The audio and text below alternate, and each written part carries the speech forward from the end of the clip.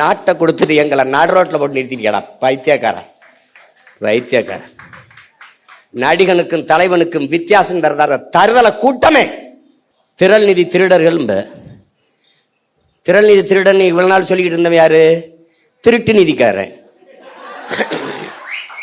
இப்ப யாரு? பிளாக் டிக்கெட்காரன்.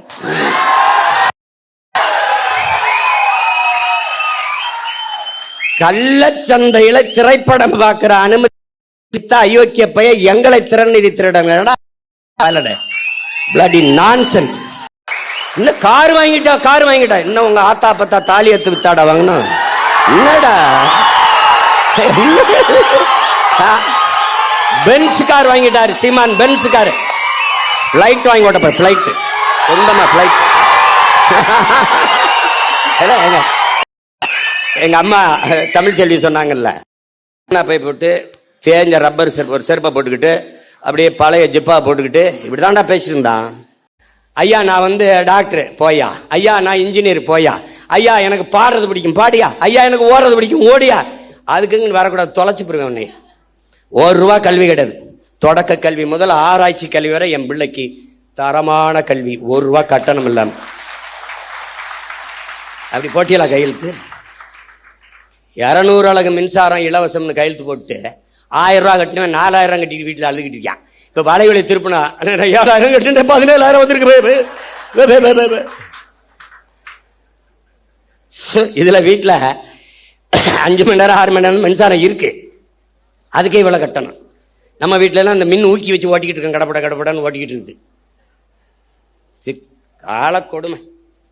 காலக்கொடுமை ஏதோ நடந்து போச்சு. எங்க ஊர்ல சொல்லுவான், பிச்சை எடுக்கிற மாதிரி கனவு கண்டா பெருமையா ஒருத்தட்டையும் சொல்ல முடியாது லட்சியமா அப்படின்னு. இவங்க போட்டாங்க. இப்ப இன்னும் கொஞ்ச நாள் கழிச்சு நாங்கெல்லாம் டிவி கேக்கு போட்டோம், விசிலுக்கு போட்டோம்னு எவனும் சொல்ல மாட்டான். விசில முழுங்குனவன் எப்படி இருப்பான்? முழி. இப்ப நம்ம பயிலுக ஐயோ இங்க வீடு அடிக்கிறான் அப்படிலாம் அல்லாதீங்க, விசில் அடிக்க சரியாயிரும். அப்ப வைத்தியகரவில் இது கரூர்ல உங்களுக்கு மனிதாபிமானம் இருக்கா? நீங்க இருக்கு. டேய், மனிதாபிமானத்தின் மொத்த உருவம்டா நாங்க. எங்களை பார்த்து பேசாதரா. கேட்கிற கேள்விக்கு பதில் சொல்லு. வேற்று நாட்டு ராணுவம், இன்னொரு நாட்டு ராணுவம், என் இனத்தின் பகை நாட்டின் ராணுவம் இலங்கை. அந்த ராணுவத்தால் 850 பேர் இந்த நாட்டின் குடிமகன், இந்திய நாட்டின் குடிமகன், சிட்டிசன் ஆஃப் இந்தியா, தமிழ் தேசியனத்தின் மகன் மகள். தங்கச்சி உட்கார விடுங்க, கொஞ்சம் இடம் கொடுங்க, உட்காருங்க. நீங்க தள்ளி வாப்பா, இங்கிட்டு தள்ளி வா. தங்க எங்க அம்மா கொஞ்சம் நடந்து வாங்கம்மா, கொஞ்சம் இடம் கொடுங்க. தங்கச்சி இங்கிட்டு வாங்க, நல்லா இங்கிட்டு வாங்க. உட்காருங்க, அவ்வளவுதான், உட்காருங்க. ஒரு பழக்கத்தை நீங்க கத்துக்கணும். எவ்வளவு பெரிய ஆளா இருந்தாலும் நீங்க பெண்கள் வரும்போது எந்திரிச்சு இருக்கை கொடுத்துட்டு வெளியேறி. அப்ப ஒவ்வொரு தடவையும் நான் சொல்ற மாதிரி வச்சுக்கூடாது. இந்த கட்சிக்குன்னு நிறைய தகுதிகள் இருக்கு. பசினாலும் 10 நாள் கிடப்பேன், 11 நாள் 100 நாள் நடப்பேன். இங்க இருக்கணும். தன்னை முன்னிறுத்திக்கிறவன் இந்த கட்சிக்கு சரி வர மாட்டான்.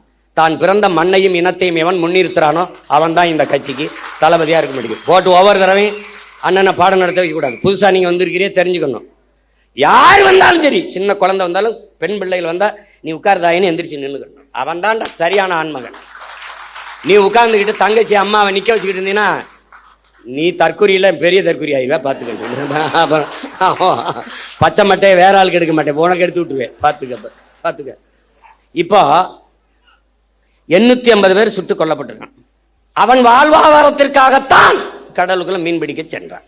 அவன் படகு பறிக்கப்பட்டிருக்கு, சிறைபிடிக்கப்பட்டிருக்கா, சித்தவதை செய்யப்பட்டிருக்கா, கொலை செய்யப்பட்டிருக்கா.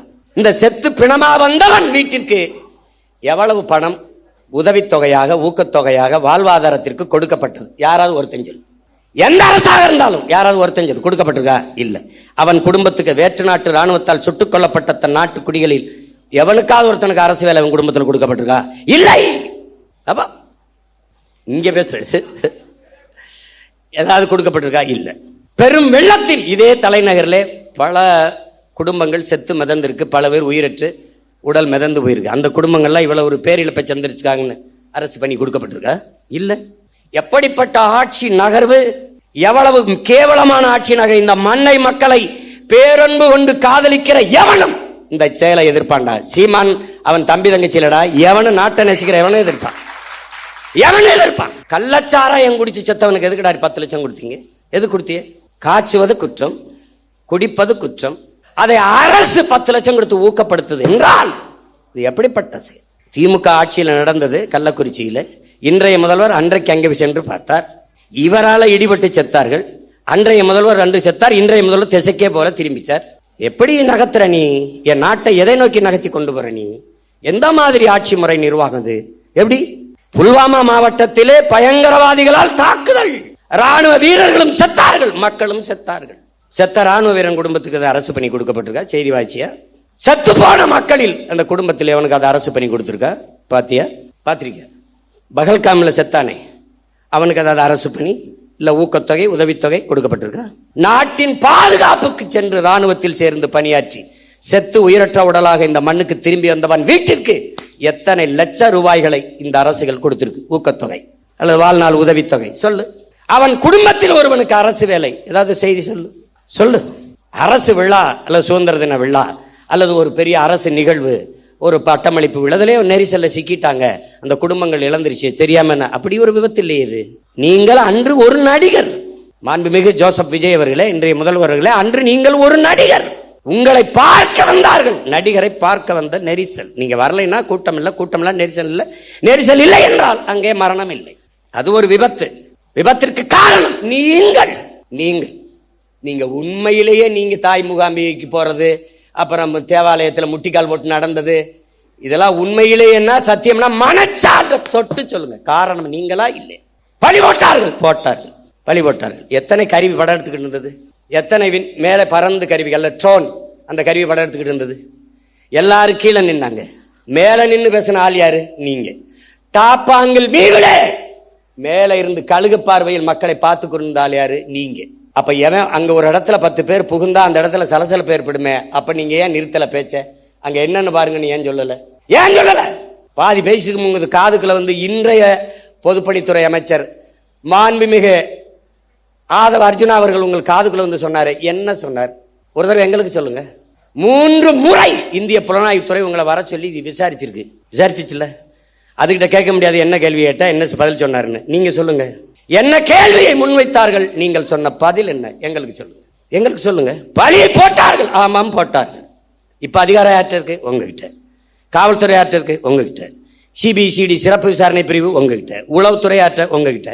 போடுங்க ஒரு விசாரணை குழுவை, கண்டுபிடிங்க இதான் நடந்தது. சொல்லுங்க. அதை விட்ட நீங்க 20 லட்சம் ரூபா கொடுத்தீங்க, இன்னும் கூட 20 லட்சம் கொடுங்க, வேணாம்னு சொன்னா எங்களை அப்புறம் பேசுங்க.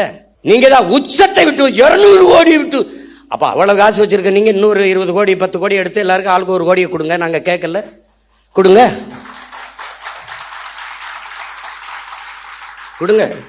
கள்ளச்சந்தையில் டிக்கெட் வித்த காசுலாம் இருக்குல்ல, எடுத்து கொடுங்க. நாங்க வேணான்னு சொல்றோமா? வேலை கொடு. உங்களுடைய நிதித்துறை அமைச்சர் மரிய வில்சன் அவர்கள் பனிமலர் கல்லூரி வச்சிருக்காரு, அதுல வேலை போட்டு கொடு. நாங்க வாழ்த்துறோம். துரை நீ வாழ்த்து பேசுறா. நாங்க ஒரு எல்லாரும் நம்ம பிள்ளைகளை மகளை எல்லாரும் வாழ்த்து பேசுங்க. நான் ஒரு பொதுக்கூட்டம் போட்டு வாழ்த்துறேன், கொடுக்க சொல்லு. பொதுப்பணித்துறை அமைச்சர் வந்து ஒன்று வச்சிருக்காரு, அரைஸ் மைக்ரோ பினான்ஸ், அதுல கொடு. வாய்ஸ் ஆஃப் காமன்ல கொடு. நீங்க விஜய் வித்யாசரம்னு ஒரு பள்ளிக்கூடம் வச்சிருக்கீங்க, அதுல வீட்டுக்கு ஒரு வேலையை கொடு. நாங்க கேட்டா சொல்லு. நாங்க உங்க போட்டோவுக்கு கும்பிட்டு கூட நாங்க நன்றி சொல்றோம். ஒன்று போடுங்க. அரசு என்றால் என்ன? முதல்ல அரசு என்றால் என்ன? எதுக்காக அவர்களுக்கு அரசு வேலை கொடுக்குறீங்க? முதலமைச்சர் ஆகிட்டே கொடுக்குறீங்க. முதலமைச்சர் ஆகல, ஒருவேளை முதலமைச்சர் ஆகல, என்ன பண்ணிருப்பீங்க? அரசு வேலை கொடுத்திருப்பீங்களா? நீங்கள் சாட்சிகளை கலைக்கிறீர்கள். குற்றத்தில் நேரடியாக சம்பந்தப்பட்ட பாதிக்கப்பட்டவர்களை நீங்கள் விலை கொடுத்து வாங்குகிறீர்கள். நாளைக்கு என்ன விசாரணை நடக்கும்? நான் ஆட்சிக்கு வந்துட்டேன், விசாரிக்கும் போது இவனுக்கு பூரா நீ காசை கொடுத்து வேலையை கொடுத்து நான் என்ன பண்ணுவேன்? அவர் மாதிரி உண்டா சாமி, அவரோ அப்படி சாமி. ஒரு நேர்மையாளனா நீங்க நடந்துக்கணும். நேர்மையாளனா வேலை கொடு. நீதிபதியே சொல்றாங்க பாருங்க, மாண்புமிக்க நீதி என்ன சொல்லுதுன்னா, அவர்களுக்கு ஒரு சுய தொழிலை கொடுங்க. ஒரு கடை வச்சு கொடுங்க, 10 ஆடு மாடை வாங்கி கொடுங்க, ஒரு தையல் கடையை வச்சு கொடுங்க. அவர்களுக்கு என்ன தொழில் வருமோ அதுக்கு நீங்க தனிப்பட்ட முறையில் உங்க கட்சி நிதியிலேயோ இதுலயோ நீங்க கொடுங்க. உங்களை சுத்தி தான் பெரிய செல்வந்தர்களா இருக்காங்களா, அவங்களை கையை காட்டி விடுங்க. விஷ்ணு ரெட்டி, இன்னும் பல ரெட்டி இருக்கான். யாருப்பா? சுஜித் ரெட்டியா, அதெல்லாம் சுஜாய் ரெட்டி, அவங்கெல்லாம் தமிழ்நாட்டுக்கு சேவை செய்ய ரொம்ப வெங்கடாசலத்திட்ட வேண்டி வந்தவங்க. தெரியுமா தெரியாதா? தெரியுமா தெரியாதா? பல காலம் தவம் இருந்து வேண்டி ஆந்திராவிலிருந்து தமிழ்நாட்டை எப்படியாவது நாங்கள் நல்லது பண்ணி தீர்வோம்.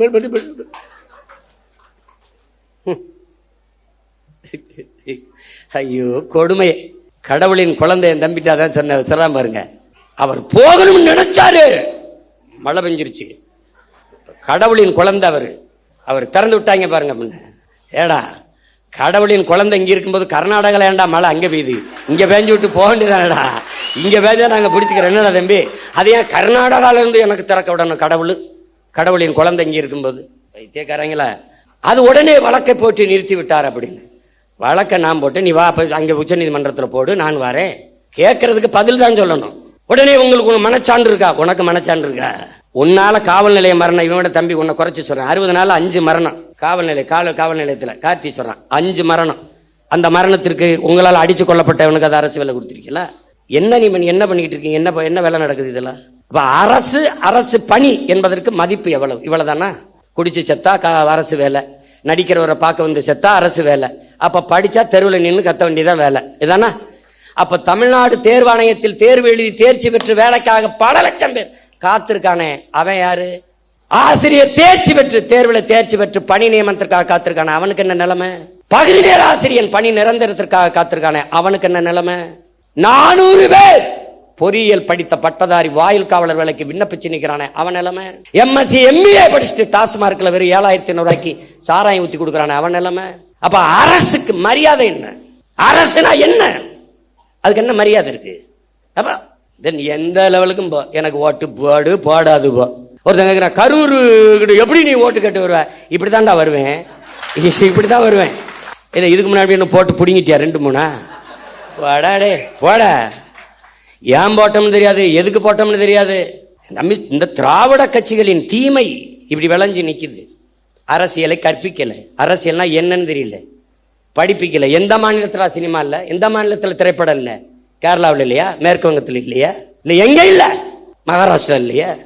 என்ன சல்மான் கான் ஷாருக் கானை விட நடிகன், மம்முட்டி மோகன்லாலை விட நடிகன். அவன் நடிகனா பார்ப்பான், தலைவனா பார்ப்பான். பிரேம் நசீர் பெரிய நட்சத்திரம்டா, 500 படம் நடிச்சவரா. ஆசியாலே 500 படம் நடிச்ச கலைஞன் அவன்.